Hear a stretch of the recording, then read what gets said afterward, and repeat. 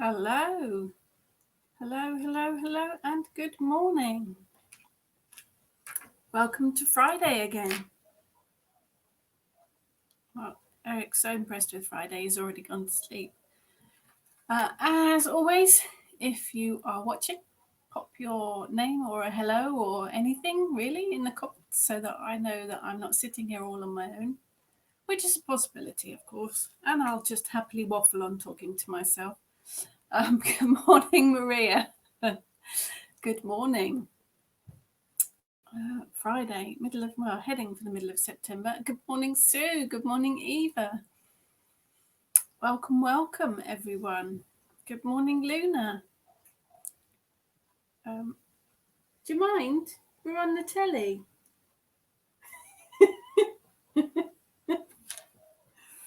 And good morning from Eric. Good morning, Jess. Good morning, Karen. Well, good morning, Matthew. Good morning, Vicky. Good morning, Sylvie. Wow, lots of people. You're all up early. Good morning, Lani. Good morning, Rachel. Good morning, Leslie. Wow, lots of people. And good morning, Karen. Eric says good morning. He's saying good morning. Hey. It's been a bit of a hectic morning, hasn't it? You need a sleep.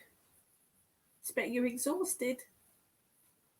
Good morning, Kay. Good morning, Sue. It is one of those. Sue says good morning to Pete and Eric and say good morning. You've already chased a few pigeons, haven't you? You've done it. Oh, sorry, I didn't. No, it's not. No, there's none there. Mentioned the P word. Good morning, Sue. Good morning, Lisa. Good. And Pete. Yeah, Pete's here. Pete's my husband, for those of you that don't know. He's working from home at the moment and he's sitting right next to me. We have to convert our dining room into an office. Good morning, Lexi. Good morning, Sharon. Good morning, Gillian. Good morning, Christine. Wow, lots of people. Fantastic. Thank you so much. Karen's still in Cornwall, going home soon. Oh, beautiful place. Your photos have been amazing, Karen. I hope you enjoyed it. We're going next year. Good morning, Deirdre. Good morning, Beck. Wow. Gosh. Gonna have to do a good one this morning, aren't I? All these people. Right, are you going to go to sleep? Yeah. You go to sleep. Good morning, Lizzie. Good morning, Eve. Good morning, Penelope. Lots of good mornings. It is got the tinge of autumn in the air here in the south of England. The garden, Christine, loving the new specs. Thank you. These are computer glasses. I have got new varifocals as well, but these are my computer ones so that I can actually see the screen properly. And I have to say, they are fantastic. Good morning, Lisa. Aloha from Maui. Wow, fantastic. Thank you, Lisa. Good morning, Sarah. Yes, new computer glasses so that I can see the screen properly, which is a bit of a bonus. I feel a bit like Prue Leith, but there you go. Nice and bright and cheerful. It is. The garden is starting to wind down. I know it's different in different parts of the country, different parts of the world. Dolores is in gloomy Wales. Oh, a bit gloomy is it in Wales this morning? Yeah, it's a bit overcast here actually, but it's got that kind of crisp autumn chill to the air, particularly in the mornings and the evenings. Most of the plants in the garden are sort of heading downwards, closing down, producing their seed heads. The sunflowers in particular are quite impressive with all their seeds. The dahlias are still flowering, but that's pretty much it. Got a few roses out still. I'm looking that way because the garden's that way. Oh, you have no idea what I'm looking at. There's a definite change in the air. I can feel it turning. Christine's just redone the garden and the local cats are fertilizing it for me. Oh, yeah, that is the downside to cats, isn't it? They do like freshly turned over dirt. Good morning, Kerry. Yeah, it's... Has anyone else had a really rough week? The energies seem to have been bizarre this week, and everyone's been saying, seems to have been saying, lots of money going out, lots of unexpected bills and things like that. It has been a little bit up and down this week. I think it's probably I think Mercury's probably, gets blamed for a lot of it, but I think it is the change. We are turning the curve on the summer, really. Yes, okay, lots of guesses now. Yeah, it has been a weird week. Leslie says it's wet and windy in Scotland. Yeah, I think I think summer's heading out, isn't it? Lisa's felt a bit wobbly this week. Yes, it has been a very floopy week, definitely. So let's change some energy, shall we? Should we turn it round? Sue's garden is still full of flowers, but they're not as bright. Yeah, it's starting to finish up, isn't it? Bex had a horrible week. Sorry. Yeah. Sue. Yep. Dreadful week for Annette. Yep. Strange week. Yeah, it has all round. We're all in it together. just be reassured that we've all had the same rubbish week. Maria, lots of arguments. Apparently that is Mercury. I'm never very sure about the whole Mercury retrograde thing. I mean, I know what it is, obviously, from a planetary point of view, but I think it does get blamed for an awful lot of stuff that it's actually not responsible for, because, stuff does happen. But yes, Mercury is one for communication. So when it's in retrograde, arguments can happen and misunderstandings, definitely. Lisa pulled a muscle and couldn't walk. Oh no, and an ear infection. Oh, I hope you feel better soon. Beck, yes, Uranus is in retrograde as well. Yeah, well, that's always nasty. Bit of a carry-on moment there. Matthew has had roofers in working whilst I've been trying to sleep before night shifts. Oh no, that's not good. Lisa, lovely end of the week watching your live. Oh, bless you. Yes, it is the highlight of my week too. I love chatting with you guys. Sue, it's been weird since March. Yeah, the whole world's a bit upside down, isn't it? Oh dear, Karen has been in one of the most beautiful places in the country down in Cornwall, and her husband got bitten by a snake. Oh no. But yeah, at least you had beautiful countryside, Karen. Look on the positives. Always look for the positives. Lizzie says things started changing here in Wales several weeks ago. Can't say my week has been more difficult than normal, though. Yeah, there's a lot of change going on. And good morning, Vanessa. Jenny is heading up to Scotland as we speak. Yeah, it's been a challenging week, and I think it is. It's a change. We're changing. The season's changing, and I think it affects everybody really. Which is what I want to talk about today. I thought, because I always ponder about what to talk about, and I thought I would talk about the autumn equinox because it is next week. But I don't necessarily work with the date on the calendar. I think seasons have shifted. I think the world's shifted, climate change and all that. I think it's had an effect on the seasons. That and my absolute belief that Mother Nature is drunk and menopausal, or possibly drunk because she's menopausal, which would be an answer. And I think the seasons don't necessarily line up with dates on the calendar anymore. And that affects the Sabbats for me. So although the autumn equinox is next week, and obviously that's a planetary thing, so the equinox is it's balance. So it is when the day and night are equal in length. And it's from that point that it gets darker. So although there is that point with the planets on the calendar, I think as well the Sabbats are not just a day. I think of them as periods in time. So I think of them as weeks or even months. Again, like seasons. So spring, summer, autumn, winter, we have the 8 Sabbats, which spread out. Good morning, Nita. Yeah, Lisa, big group hug. Yeah, definitely. Socially distanced, obviously. Hello, Lisa is in Mahalo. I've probably said that completely wrong, but welcome. So yeah, and obviously I realised that if you're not in the same place as me, i.e. the south of England, the weather's going to be different, the seasons are going to be different. So I think, from my point of view, it works better to work with the Sabbats as you feel them. Use the dates on the calendar as a guideline, but you've got to feel it. You've got to feel the energy in the air. You've got to feel the energy of the season, particularly with nature. You've got to connect with nature, and nature's definitely turning. I picked up a huge amount of conkers last week, or buckeyes to you guys in America, that have all fallen from the tree and they're all ripe. So for me, that's bang on autumn coming. Is the horse chestnuts? Is the horse chestnut seeds? So it is, I think, about checking with the weather and the land around you and connecting with the land around you. Lizzie, thank goodness you are saying this. I once had a heated discussion with someone about having to celebrate on the day. My position was that I went with when I felt it happening. Yeah, absolutely, Lizzie. And I know that, the dates are a really good point to work with. They're really good to split the year up, and they're really good as a guide.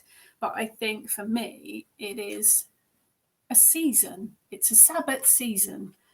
So it's not about celebrating it on the actual day, which you can do, obviously. But I like to build up to it and wind down from it. I think it is days, weeks even. You've got to trust your intuition on this one and what nature's doing around you, as far as I'm concerned. I've had a winter solstice where it wasn't even cold enough to wear a coat. So, yeah, you've got to work with it, I think, to what nature's doing in your area. So let's look at the autumn equinox, and let's cover the elephant in the room first. Mabon, however you pronounce it, is modern. It is a modern term. I tend to use the term autumn equinox because that is what it is. Scientifically, that's what it is. But the name Mabon came from the 70s, came from the 1970s, apparently. He is... Mabon is the name of the god from Welsh mythology, apparently a child of light and the son of Earth Mother goddess Modron. In actual truth, there's little evidence that Mabon was actually celebrated or worshipped in Celtic countries, according to my research. And the term Mabon or Mabon was applied in the 70s. But let's bear in mind that the Wheel of the Year was only really set up, if you like, more recently in this century. I believe that was around the 70s as well. So although our ancestors did worship or celebrate on some of the different Sabbats, they didn't do all of them. And there were different reasons, but it wasn't called Mabon. What our ancestors would have actually worshipped this point in the year as is the second harvest, which is really what it's all about. So it's the second harvest. They would be storing away food ready for the winter. It is the balance. It's equal day and equal night. But this would be the harvest mainly for nuts and fruits and seeds. You will have a grain harvest would have been at Lunasar, and you've got the third and last harvest at Samhain. But this one was mainly about collecting fruits and nuts and seeds. Lizzie, Mabon, yeah, he is a Welsh god, Lizzie. I say Welsh god, a child of light and son of the mother goddess Modron. But research says that this Sabbat name is more recent. Calling it Mabon is more recent, from the 70s. But who am I to say? Christine lives in a farming area. I go out when harvesters are out at the moment. It's the maize time. Yes, corn dollies. Yes. You read my mind, Christine. There is a corn husk involved in my spell later. Corn husks, yeah, definitely. They are very symbolic of the autumn equinox. So I think it is all about balance, but I think it's all about abundance, and it's all about gratitude, being thankful for what you have. But also, I think it's about working some magic to bring abundance your way, and to bring the balance of abundance too, to balance your bills and your money and, everything in life. I think that's probably why we're all feeling a bit topsy-turvy at the minute, because we're waiting for that point of balance to happen to equal things out. It is a bittersweet time of the year because you do have the harvest to bring in, but a lot of stuff is dying down, ready for the winter, ready to hide and hibernate. you do still get sunny days, but you've got that crisp kind of fresh. And I must admit, it's the beginning of my favourite season. I think a lot of us like autumn. I'm not one for the heat, but Sue says there's a lot of steam ploughs out this week. Yep, I've lived on, in my teen years, I lived on a farm. So yeah, I've ridden along on the combine harvesters and things. So great fun. And a very, very good way of judging what the seasons are doing and what Mother Nature's doing is by following the farmers and their, because they have to. Theirs isn't a date on the calendar. They have to harvest when it's ready. So it is a turning point. It's all about changes and transitions, but I think it's all about abundance and prosperity as well. Lots of symbols, squashes, gourds, pine cones, acorns, grain, apples, pomegranates, vines, seeds, cornucopias, obviously, and sunwheels. I think for me, corn is probably one of the main ones, but I think for this particular Sabbath, it is about fruits and nuts and seeds. In the garden, some of my herbs are still growing strong. Rosemary, thyme, bay, all doing very well. But the marjoram and the oregano starting to look a bit ropey now.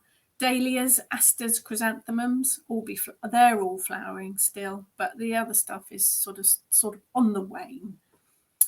Hedgerows, particularly in the UK, chickweed, fat hen, marsh samphire, nettles, sorrel, chives, horseradish, wild fennel, crab apples, elderberries, juniper berries, sloes, mushrooms, hazelnuts and walnuts. And I believe there's even some rose hips out already in some of the hedgerows. A little bit early, but there are some. Lizzie managed to grow her own sweet corn this year. Fantastic. Sue, nice to know lots of other people are out of balance. Yeah, I think we're all feeling it, particularly this week, Sue. Sylvie lives in a small village in the east of France. Beautiful. Good morning, Paul. Probably not morning where you are. Paul's over in Japan. Still in the 30s here in Japan, so it doesn't feel much like autumn weather-wise, but autumn veggies are starting to bound and autumn flowers. Yeah, I think you have to go with the flow in the area that you live in and the part of the country that you live in. For me, it's far more important to connect with the energies of the land and the weather and the seasons around you rather than a date on the calendar. But you must go with what works for you. Lots of veggies. Aubergine, yuck. I eat most things, but I really don't like aubergine. But there you go. Beetroots, beans, all sorts of beans, broad beans, borlotti beans, broccoli, cabbage, carrots, cauliflower, courgettes. Anybody that's ever grown courgettes, zucchini for you American guys. We always have too many of them. You're always trying desperately to find recipes to use them up. Courgette cake would be my recommendation. French beans, garlic, leeks, lettuce, onions, parsnips, peppers, chilies, pumpkins, squash. Brilliant, actually, for vegetables at the moment. There is a whole cornucopia of vegetables available at the moment. Lots of fruits coming in as well. Apples, blackcurrants, blackberries. Blackberries, actually, in our area of England are pretty much finished. They're all starting to go yucky now. So if you haven't picked them in the south of England, you might want to get out there quick. Blueberries, cherries, pears, plums, raspberries, they're kind of finishing up now too. Strawberries finishing up as well. Peaches, nectarines, lots of stuff. It is really a bounty of fruit and veg at the moment. Eve, dehydrating courgette slices works well. Great for soups and sauces later. Wow. I hadn't ever thought about that. Fantastic. Dehydrated courgette. That sounds quite yucky, but very useful. Herbs for the autumn equinox. Yarrow in particular. Mine's just gone to seed in the garden now. Rosemary. Marigolds, obviously, because they're quite a late summer, early autumn flower. Sage. Frankincense and rose hips because they're just coming in now. Sunflower seeds, we've got a ton of those from Air Sunflowers this year. Oak and apples. Oak obviously because of the acorns, and apples because they're just coming into season. Food wise, for celebrating this season or for just eating. Bread, cake, obviously, fruits, nuts, apples, pomegranates, root vegetables, grapes, cinnamon, cloves, nutmeg, and grapes. I'll say grapes twice. Have 2 lots of grapes, white and red ones. You can make a mock apple pie with courgettes. Ew, that sounds quite nasty. Lizzie, we need the recipe for that so that we can test it. Mock apple pie with courgettes. Yeah, we definitely need to test that one, Lizzie. Sue loves blackberries but hates all the little pippies. Oh, yeah, I know what you mean. Christine has grown chilies for the first times. Don't like them, but fun growing them. Going to be giving away the chilies or tying them up as decorations. Yeah, you can freeze chilies too. Not if you don't eat them, it's not much good to you. But if you have an abundance of chilies, just pop them whole in a box in the freezer. They freeze really, really well. And of course, they dry really well. So you can use them in magic and in decoration. In magic, they are brilliant for giving an extra boost to a spell because they've got that fiery energy. They give it a kind of oomph to it. So brilliant for working magic with. Charlotte is growing her own pumpkins for the first time this year. Excellent. Beck, cake season. It is. I'm going to make it officially cake season. Definitely. Oh, there's a link. Lizzie's put a link there to mock apple pie. Zucchini mock apple pie. We're going to have to investigate that one, Lizzie. And Maria says every day is cake season. Yeah, I'm with you, Maria. So I've got the colours as well that are often associated with the autumn equinox: red, orange, brown, gold, which are, the trees are starting to turn. That's the thing, isn't it? That's the colours of autumn. But also royal blue, burgundy, and dark green. They give that kind of feeling of the autumn. Activities: winemaking, should you want to delve into that. Harvesting and drying the last of the herbs, seeds, and the flower petals. Yeah, make sure you dry them properly, though, and don't pick them when they're covered in dew because they won't dry, they'll go all mouldy. Make offerings to trees and plants. Take walks in the woods to begin to see the coming of autumn. That's not just the woods either. Wherever you are, even, I'm on the edge of a big city, but there's trees planted around and you can watch the turning of the trees to watch the different seasons. Make soup, stocks, and jams. It's all about preserving, isn't it? It's all about putting all the nuts and fruits away, storing them so that they'll last throughout the winter. Beck is practical magic. Yes, in practical magic, they have chocolate cake for breakfast. It is important for magic. I wholeheartedly agree with you on that one, Beck. We should all have chocolate cake for breakfast. Definitely helps your magic. Well, chocolate's magical anyway, isn't it? Sue wants to know, instead of winemaking, can I try the wine drinking? Oh, absolutely, Sue. Go for it. Karen says she's not a cake person, but since watching Friday mornings, I'm turning to cake too often. Yeah, I apologise. No, I don't apologise. I'm a bad influence. Eat your cake. I think, good morning, Patrice. I think for magic at this time of the year, you are looking at a lot of spells and magic for balance. Really, really good to work with the equinox energies for balance in your life, in your family life, in your work life, in anything, really. Matthew loves the colours of the trees in autumn. Yes, red, brown, yellow, bright green. Beautiful. It is a beautiful, beautiful time of the year. Eva says quality control is essential. Yes, I have to quality control and test all of your cakes just to make sure that they are safe. There's nothing I can do about it. It's official. Christine says chocolate cake for breakfast, lunch, dinner, and supper, and not forgetting tea break. Yeah, and second breakfast. Don't forget second breakfast. 11sies. Midnight snack. I like the way you think. But the equinox, yes, good time for working magic for balance, definitely, but also protection, security, harmony, and self-confidence. But a big one for me is prosperity, because we are talking about the harvest. So we're talking about reaping what's been sown. We're talking about abundance of Mother Nature. So you've got that magical energy already there to bring prosperity and abundance to yourself. And it doesn't have to just be money, although, that's obviously very nice. Abundance and prosperity could also cover health and happiness and everything in your life, really. If you've got an abundance of friends or abundance of people that you love, it covers all sorts of things, not just the money side of it. It is much bigger than that. Sue isn't a cake lover, but give me a nice stone cold curry any. Now, I'm a big curry fan, Sue, but I'm not sure about it cold, I must admit.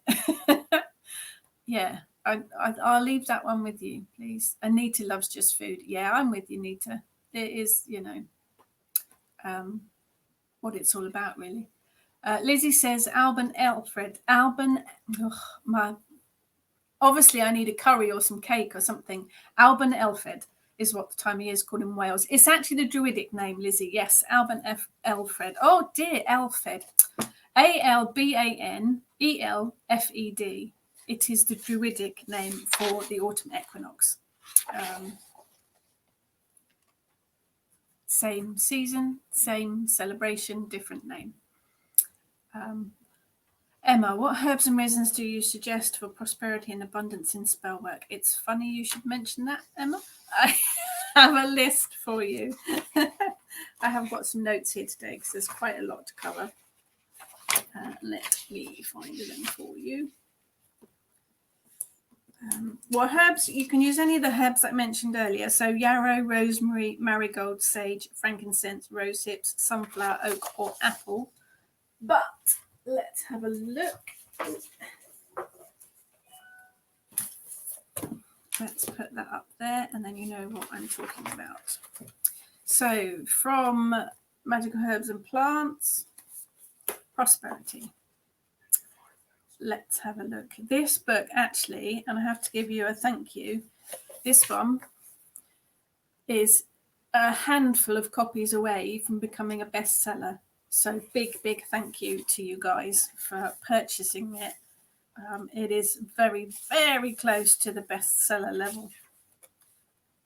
So prosperity, ash, basil, benzoin, camellia, fenugreek, hazel, honeysuckle, mandrake, patchouli, skullcap, and tulip. And this one, which is the food ingredient, Beck works with basil a lot. Basil is excellent for prosperity. Basil and mint are my two go-to for prosperity. Both very, very good. And poppy seeds as well, because lots and lots. Any seeds are really good for prosperity. The little tiny ones, so sesame seed, fennel seed, because there's so many of them. Let's have a look at foods for prosperity. So almond, apple, aubergine, banana, basil, beans as well. Any dried beans you can use in magic for money or prosperity.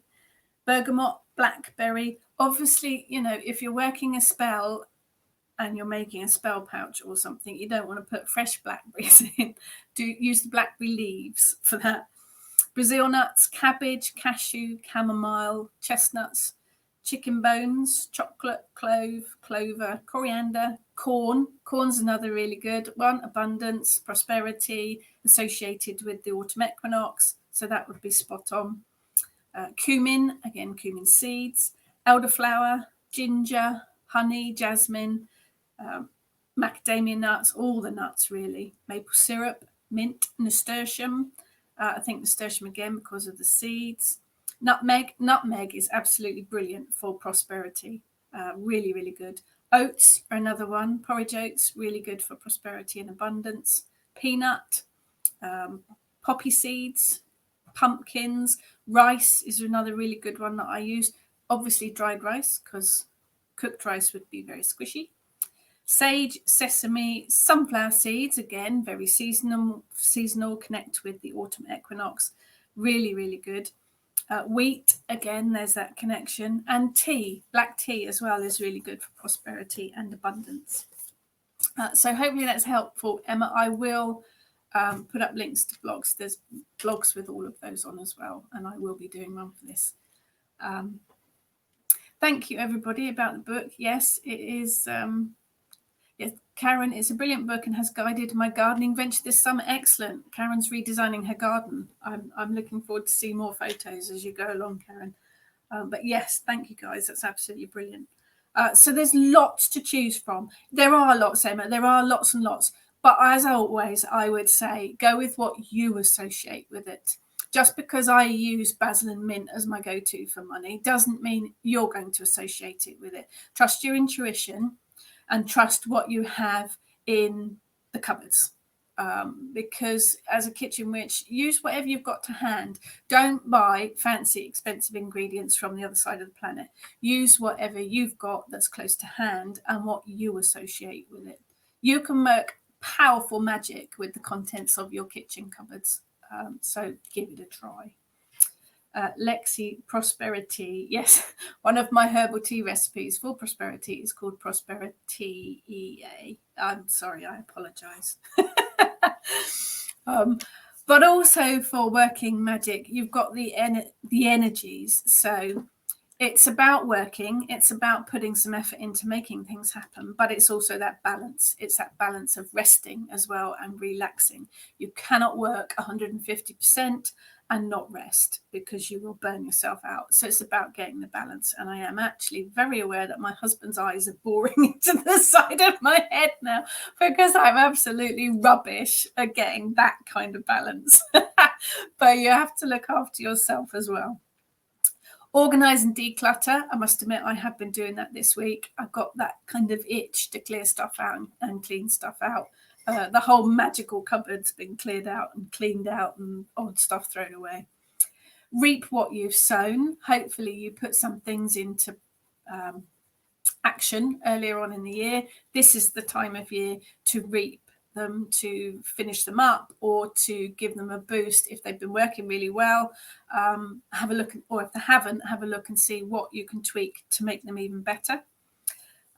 Clean and straighten up your physical, mental, emotional, and spiritual clutter. Have a good autumn clean. You will feel so much better for it. It usually looks more chaotic halfway through, but afterwards it will be worth it.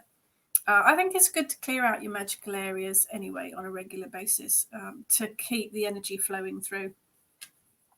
Take stock in your life in general and any projects you've been working with. Check your daily routine. Make sure you have a decent work, home, you time balance. And I absolutely appreciate that is difficult. Very, very difficult sometimes. Lani is clearing out and decorating at the moment. Yep, I think it's that time of year, Lani. Although I hate decorating, this room does need it. I'm dreading it. It's a perfect time to make adjustments to your way of thinking, to your way of life, to the way that you do things. Let go of things that no longer serve you. Give gratitude for what you have, and then ask for a rebalance or a refueling or increasing, and pay it forward. It really does. It is worthwhile. Just generally for everyone in the world to pay things forward. Sylvia's cleaning and emptying her parents' house. Yep, it is a big clear out time at the minute. But I've got a little spell to work for you. So let's flip over. Let's do a bit of techno stuff here. And I've got bits and pieces for a spell. I'm going to do a prosperity spell because I think it really is that time of year to do that. It's very, very simple. Let's move the bits and pieces out of the way so that you can see what I'm doing. And I'm using things that you associate with the season. You don't need a fancy dish. This is just a tray so that you guys can see what I'm doing. It's very nice. It's got little holes for candles. It was from Freya's Cauldron. If anybody wants to have a look, they have some lovely stuff. You need a green, gold, or a brown candle, one that you associate with prosperity. I've got green because that's the colour that I associate with prosperity, although gold is good as well. Orange is good for, I think, success and prosperity. And brown, I think, prosperity and abundance if you're working on magic for something more to do with home life. Again, Go with what you associate with it. And if all you've got is a white candle, use a white candle. I would recommend not using an enormous candle. Pick something that's small so that it doesn't take hours and hours to burn down. You can use a birthday cake candle. They're absolutely brilliant. These ones are spell candles from Freya's Cauldron. They are just called spell candles. You can get them all over the place. They're nice because they don't take very long to burn down. Let's have a look. Lizzie Makes Things. Recently started sorting all my art and craft items that have been in boxes for several years. Yeah, I bet that was a job and a half. Sorting out craft items is yeah, I've got a whole room full of them that need sorting, but it's such a massive job. Sue, love those two screens. Oh, good. I'm glad that it works. I'm hoping it works, although it looks like, yep, we've lost it. That was a good start, wasn't it? Let's do a little bit of techie here. I've got a laptop on the side. If anybody's got any questions, do please ask them. I'm trying to come in again on StreamYard. No, it's not working. Let's do this. Bear with me a second. Let's just click on that. Oh, techno. Don't you just love techno? No, it's not going to work today. It's gone. It's gone. So you'll have to put up with me holding it up and showing you. Let's do this, and then you can see the table a bit better. All right. The internet's lost on the laptop. It's gone. It was a good idea. Oh, yeah. Eric's. Sorry, did we disturb you? Did we disturb you? Did we disturb you? Did we? Why won't you work in the laptop? The laptop lost the internet. It was a good idea. So anyway, Maria loves the dish. Yeah, it's really nice. It's handmade one from Freya's Cauldron. It is very useful. And Sue likes use what you have. Absolutely. Witchcraft shouldn't cost lots of money. Use whatever you have to hand. Emma's just checked out Freya's Cauldron. Oh, there's a link there. My husband's put the link up to Freya's Cauldron there. Brilliant. Nita loves the Dax yawning. Gorgeous dogs. They are gorgeous. He's an absolute git, but he is lovely. Lexi has just started making her own candles. Very satisfying to use your own. Yes, I have tried it. I ruined several saucepans and I found it was quite messy. So good luck to you, Lexi. It was way too much hassle for me. Sue was given a whole bunch of birthday candles that are shaped as stars. Oh, brilliant. Fantastic. Right, let's go on with this spell now. Decide the tech hiccup. Okay, green candle for prosperity. Let's move that out of the way.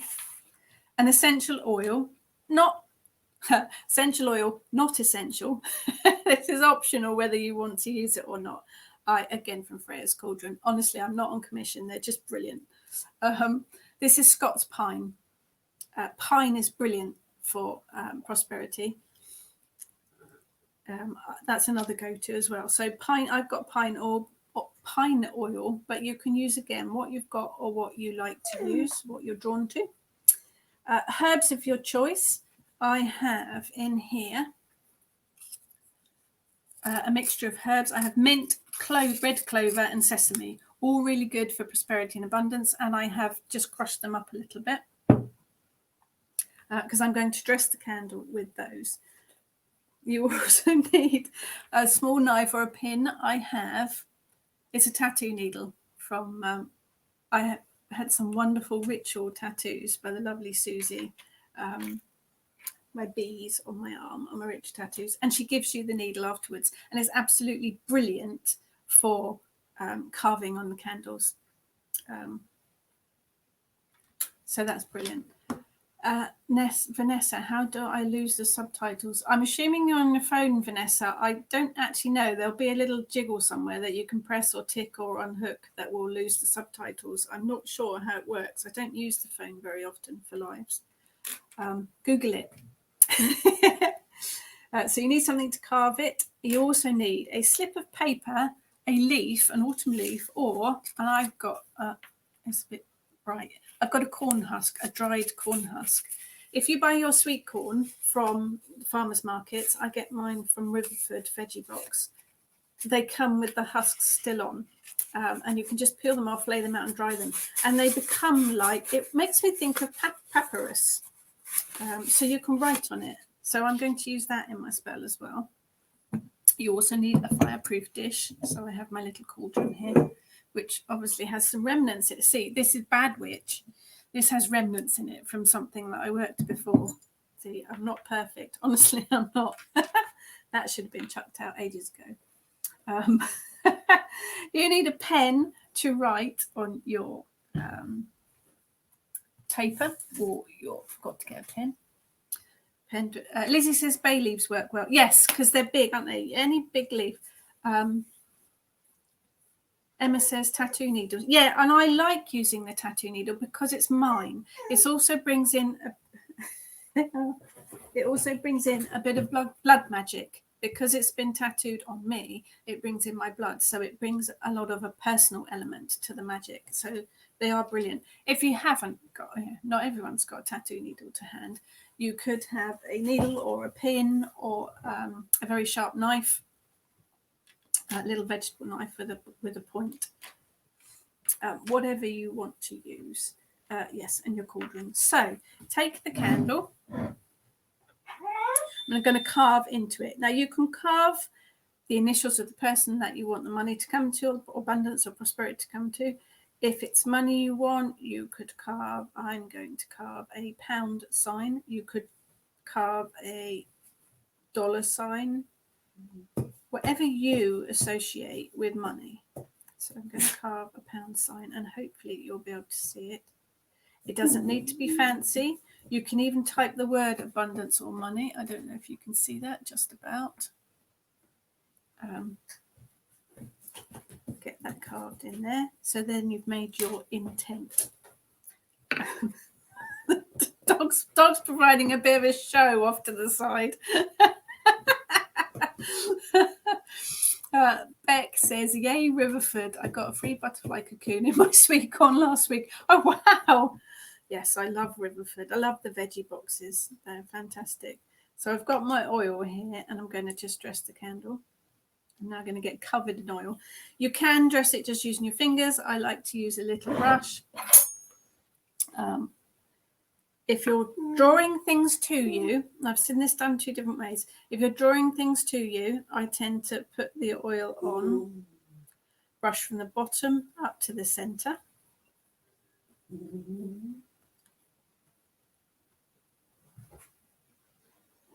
Get that going around. Brush from the bottom up to the center because you're drawing stuff to you. And then from the top to the center. So bottom to the center, and then the top to the center. However, I have seen it done to bring things to you from the top all the way down. If you're releasing something or getting rid of something, you would brush it from the center to the bottom and the center outwards to the top, or from the bottom to the top. I hope that makes sense. Bringing it in or releasing it. So we're bringing it in. So you draw it into the center. So I've painted it in the oil, and now I'm going to dress it in the herbs. The best way to do this is to tip the herbs out and roll it. So that's what I'm going to do.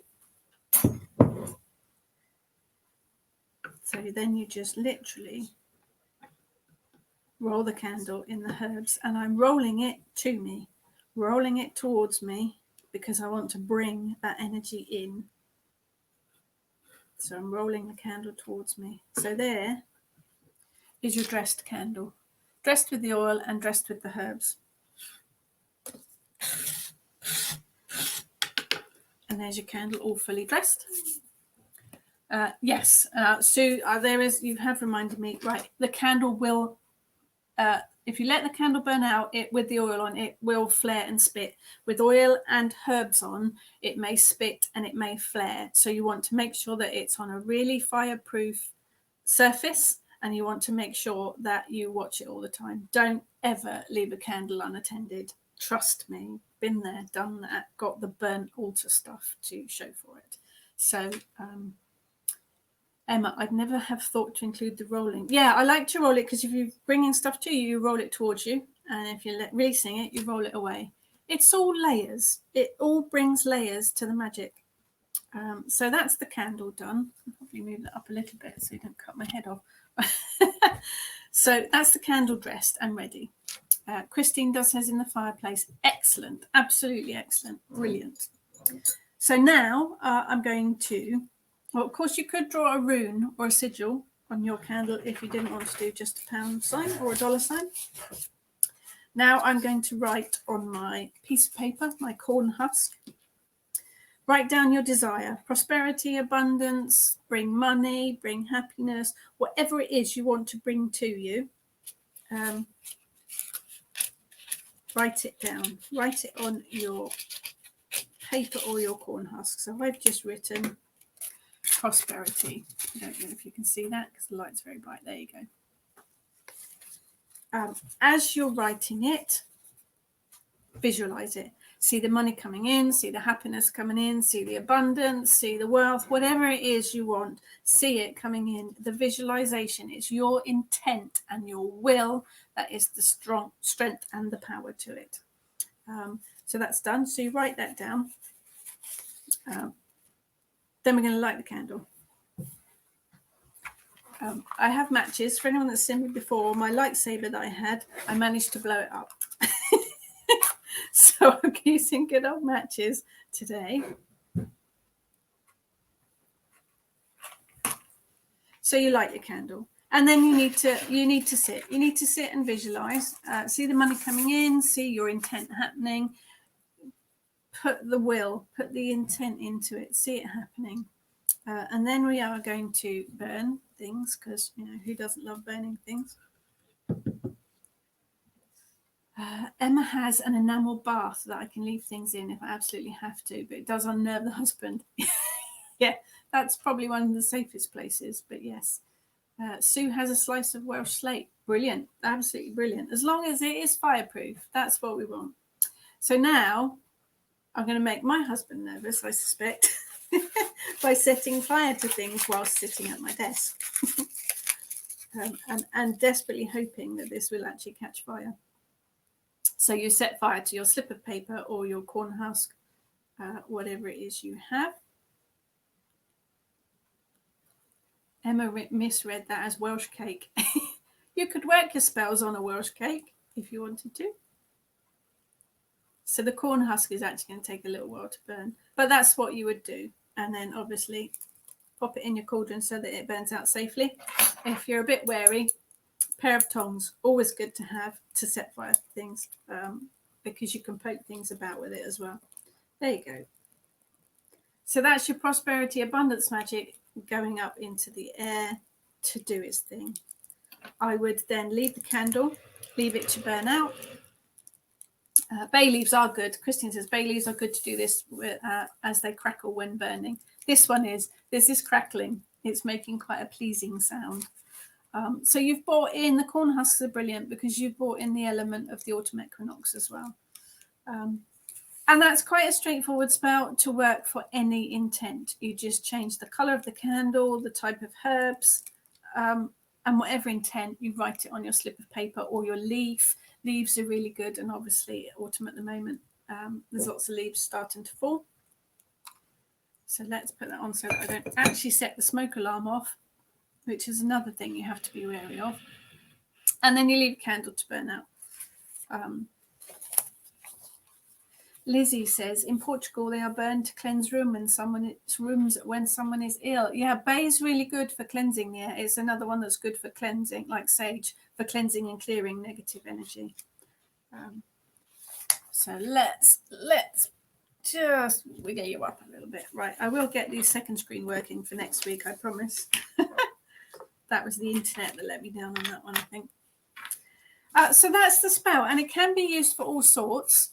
If anyone has any questions about the autumn equinox, witchcraft, or anything in general, do please pop them in the comments, and I will do my best to answer them. I have got some ideas of crafts to make for the autumn equinox. I don't have a show and tell, unfortunately, but I do have some ideas. Let me know if you've made any of these. God's eye. Do people know the God's eye? Sue says she can smell that smoke, or I have something on fire. Oh, better check. Clothing would be a good one to talk about. Do you mean magical clothing or ritual clothing, Christine? So crafts, God's eyes. You will have seen these. They're probably called other things as well.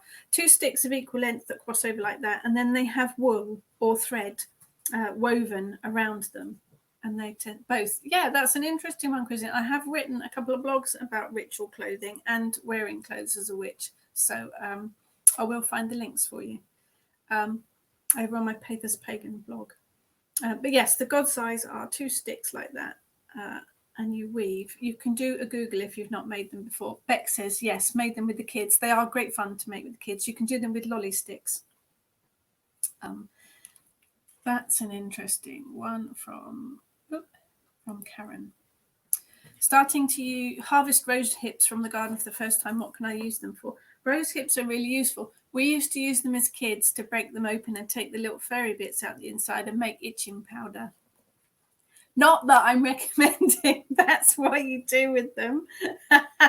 If you have a look at the Kitchen Witch blog, the girls that have the Hearth Guardian girls have put up some recipes of lotions and potions to make with rose hips.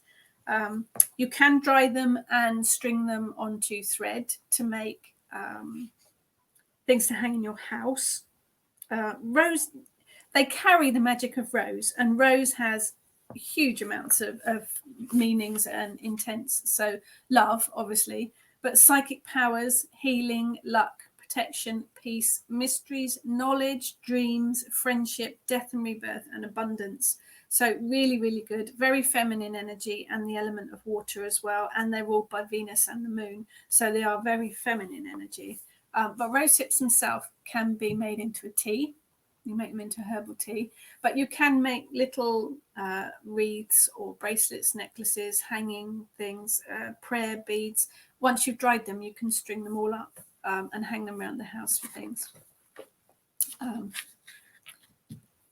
But yes, lots of uses for rose hips. But if you have a look at the Kitchen Witch blog, the girls have got quite a few uses for rose hips up there. So have a look. Lots of people making God's eyes. Yeah. Sue's made God's eyes. Lizzie made 2. One's in the front window, the other's in the kitchen window. Used rainbow yarn and chopsticks. Excellent. Yes. Sue says, made those. Are they from Mexico? I think they do hail from Mexico. Sue, don't quote me on that. But yes, I think they do.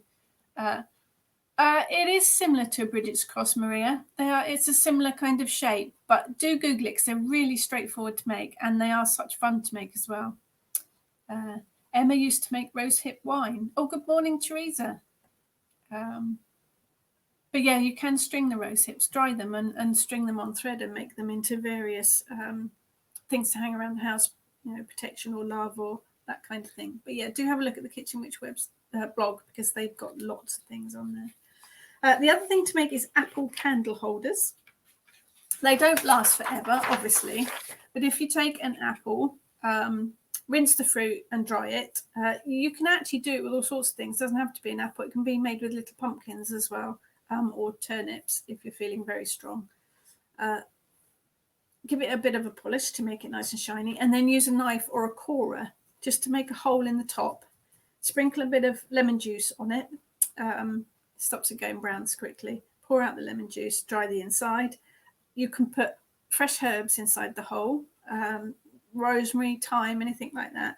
And then you can put a taper candle or a little tea light in and set it into the apple or into the little pumpkin. Hawthorn berry. Lizzie says hawthorn berries are good to hang as well. Yes, hawthorn berries dry very well. So do rowan berries. They dry really well, and you can string rowan berries up to make a protection thing for the house as well. Karen says the family are going to love my itching powder experiments. definitely. Oh, look, the Kitchen Witch Elf has put the link up to the Kitchen Witch blog. So there's lots of ideas on there for lotions and potions and working with herbs and things. Drying apples you can do as well. Dry apple slices. You need apples, obviously. Slice them thinly because you get the star shape in the middle. Put them on a baking tray in a low oven and just dry them out. You can sprinkle them with cinnamon or nutmeg as well if you want to. Teresa has rowan in her yard. Is it too late to pick them to dry? No, I've got rowan berries in my yard at the moment as well, Teresa. Pick them and dry them. Brilliant. Lisa, I have a hawthorn tree in my garden, but have heard different opinions on whether it's good or bad luck to bring it into the house. I don't bring rowan branches necessarily or anything like that, but I do use rowan berries in the house, definitely. It's probably one of those folklore things. Let's have a look at rowan. Yeah, there we are. No, it's good to keep it indoors to create sacred space and burn as incense for protection, purification, and balance. Hang it above the doorway. Oh no, I'm back to front. Sorry, I'm reading your rue there. See, that's confusing, isn't it? If you've got rue, you can bring it into the house. Right, here we go. Druids would plant rowan trees near the groves and stone circles for protection against negative energies. Rowan twigs were carried to ward against sorcery and evil and placed around milk churns to protect against theft. It has a strong protective energy, but also one of empowerment. Yet bring rowan twigs and berries into your home to use for protection, but also to bring success, love, and stronger spiritual connection. Thread rowan berries onto red or brown thread to use as a charm for your home or to carry with you to keep safe on your travels. Rowan branches also make good dowsing rods. I think that's probably one of those folk things. But yes, I bring rowan into the house. Rowan branches, rowan berries, so no problem. Hawthorn. Sorry, you asked about hawthorn. They're both fairy trees, aren't they? Rowan and hawthorn are both fairy trees. So there's probably a bit connected with that about, safety in the house. So hawthorn, sorry, you did ask me about hawthorn, Lisa. Definitely a fairy tree. Good spikes actually on the hawthorn. If you can save the spikes, they work, the thorns, they work really well for magic. It is a fairy tree and it offers a gateway to the world of fairy. Mayday circlets are made from it. Dry hawthorn berries and thread onto black cotton and hang above your threshold or sprinkle the berries around the boundary to your home for protection. Add hawthorn berries to your floor wash to purify your house. Add it to workings where you require forgiveness. Use hawthorn in workings for protection, hope, and warding against evil. Although it is another one of the trees that used to be used to protect against witches. So that might be where the concern comes from bringing it in the house. But yes, hawthorn, no problem to bring into the house. No problem at all. Nita, rowan is my favourite tree. Currently drying rowan in my greenhouse to make wands. Brilliant. Yes, hawthorn ketchup and rowan jelly. Brilliant. And Sue has a hawthorn staff and a hawthorn wand. Fantastic. Maria, I would leave an offering then. Yeah, well, as with anything, I think you need to leave offerings. If you're taking berries or branches or leaves from trees or plants, ask the plant or tree first. Ask for permission. And always leave them an offering if you're taking something from them. Christine says, don't break the branches as the fairies will be angry. Don't break the branches anyway, because I'll be angry. If you have to trim or, prune these things, as you do sometimes, just make sure you ask them first. Christine always gets her other half to cut the hawthorn tree, just to be on the safe side. Definitely, as it's anything. Yeah, Sue says all fallen hawthorn wood. With most trees, particularly this time of the year where if there's been a strong wind or a storm, you'll find all sorts of stuff you can pick up that's blown off of the tree. Jackie's just made rowan berry charms. Yeah, they're really good for that. Lizzie pulls a few strands of her hair and wraps it around the part you've removed. Nice. Karen leaves honey and milk. Yeah, the fairies do like honey and milk. Never upset the fairies. Nita's offerings are ribbons tied on, much to her husband's confusion and amusement. Now, I'm not going to upset you, Nita, but I am going to give a warning about tying ribbons onto trees. You can stunt the growth of the tree or the branch. You can also cause deformities in the branch. I would ask, please don't tie ribbons and strings and things onto trees. It can be really, really damaging. And a lot of them aren't biodegradable.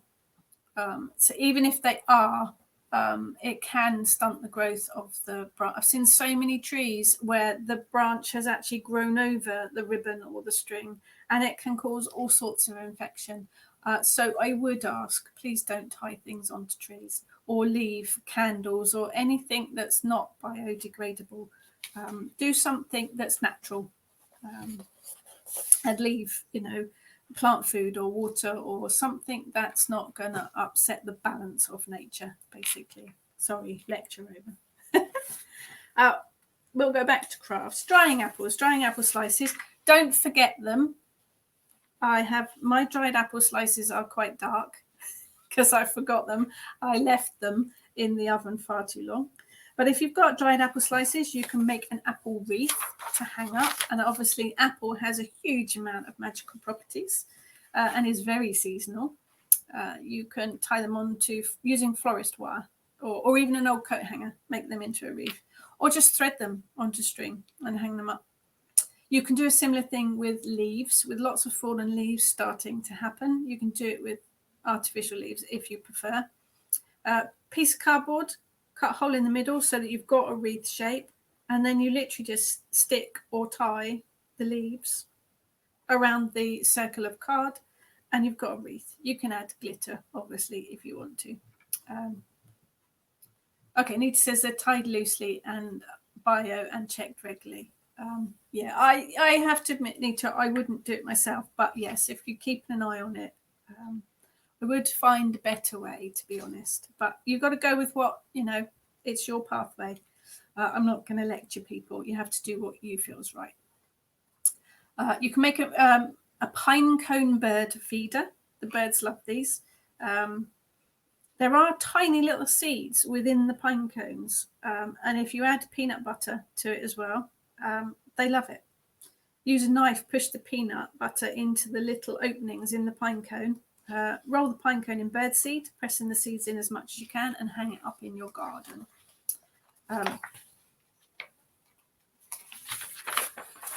Jenny says to sing to the trees. Sing to the trees, sing to the trees. Sharon says, I think they prefer me not to. Yeah, I don't think the trees like me singing either, Sharon. Matthew, how long would you bake apple slices and for which gas mark? Let me get it here. Right, so you slice your apples horizontally, put them on your baking tray as low as your oven will go. Mine's gas mark 1, but I think you can get it to go gas half. Get it as low as you can make it. Leave it on the tray and really, really low. I would check them after a couple of hours. 4 hours is probably better as long as they're doing all right.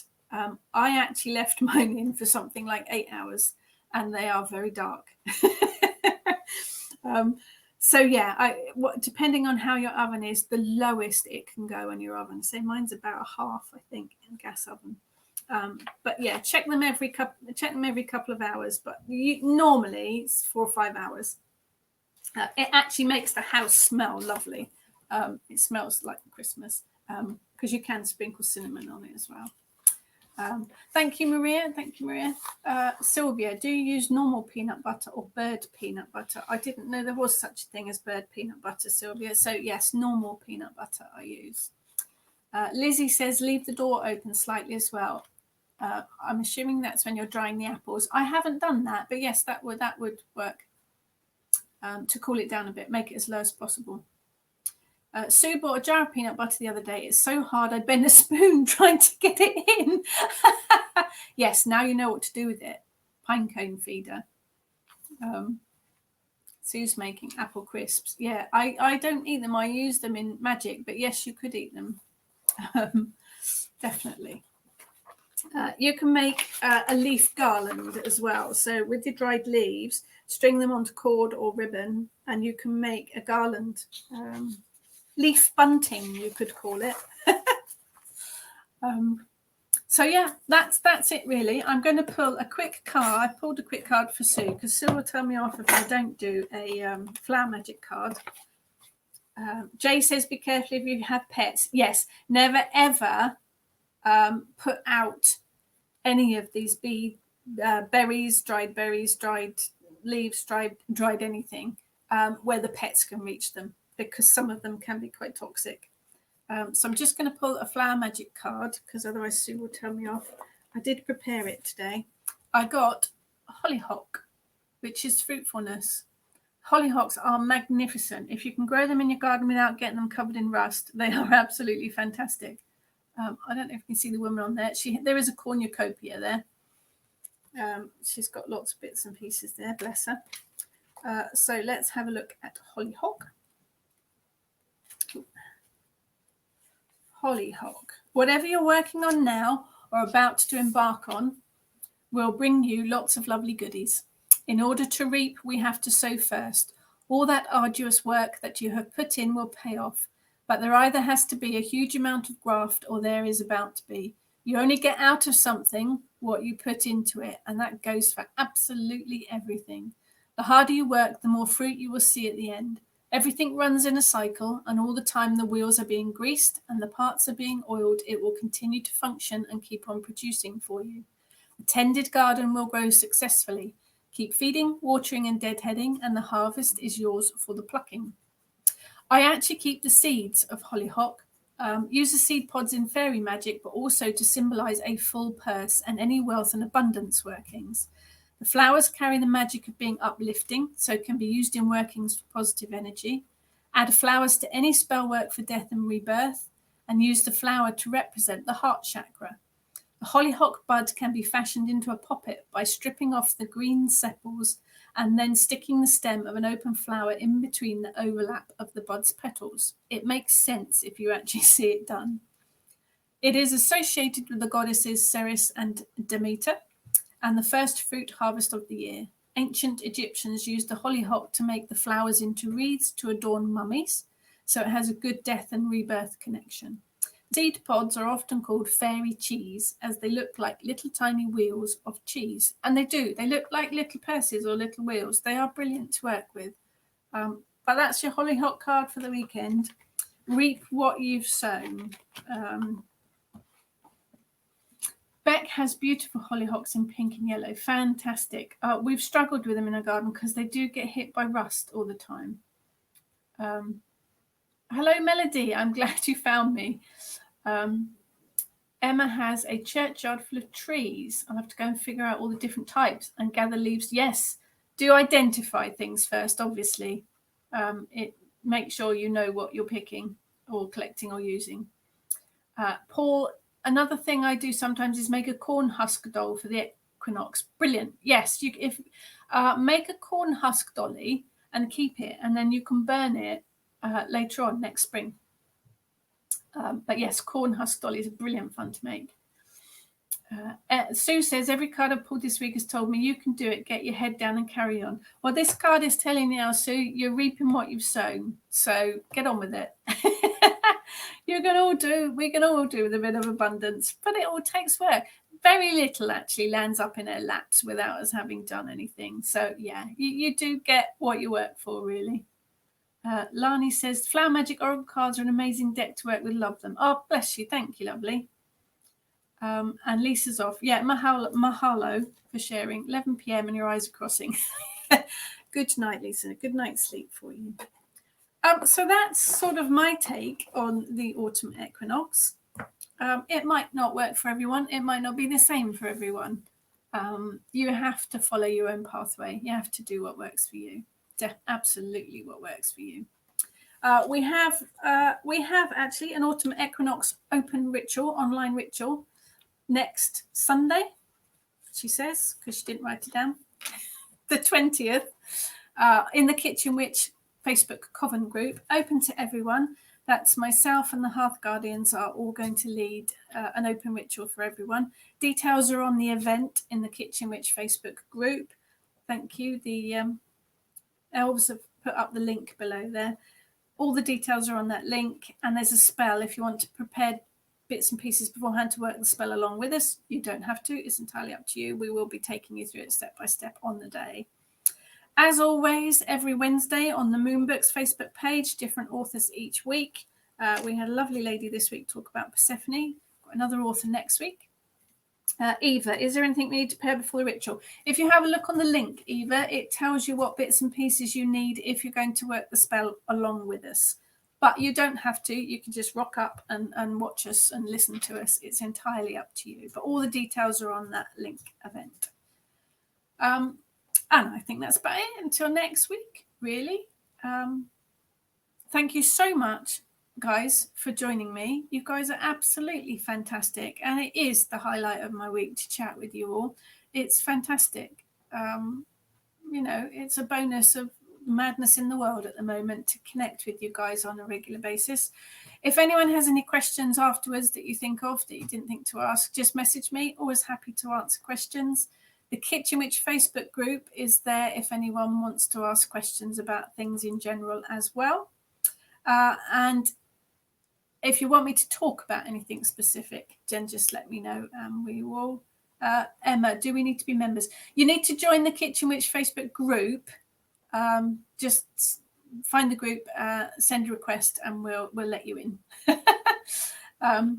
Thank you so much, everyone. You guys are absolutely brilliant. Yeah, the replay will be up in a minute. Give it a few seconds to kick in. And Lucy, first time catching you. Oh, you're very welcome, Lucy. I'm glad you enjoyed it. Thank you, Matthew. Thank you, everyone. You guys rock, basically. And hopefully I will see you next Friday. And then at the Kitchen Witch Ritual. Thank you so much. Oh, thank you, Sharon. You're very welcome. Have a fantastic weekend, everybody, and thank you so much.